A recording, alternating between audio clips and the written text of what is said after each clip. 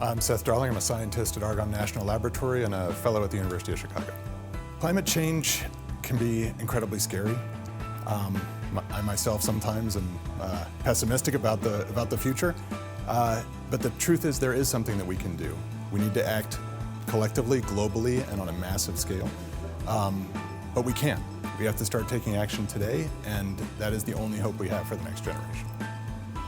Predictions are very difficult, especially about the future. It's a classic quote. I think it came from Niels Bohr, paraphrased a little bit there.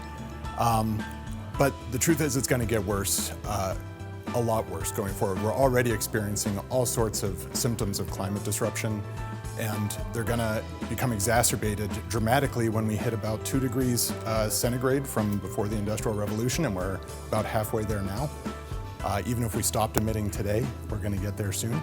So that's going to be bad, but if it gets past 2 degrees Celsius, it gets much, much worse.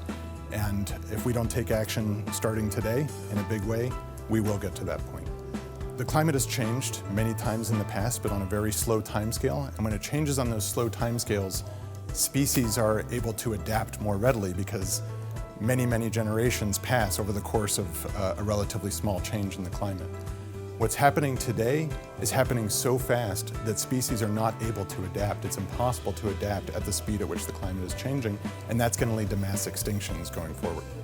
There's a lot of things that we disagree about as a society, and it doesn't matter what party you vote for, if you don't vote at all. It doesn't matter what church or synagogue or mosque or temple you go to, or if you don't believe at all.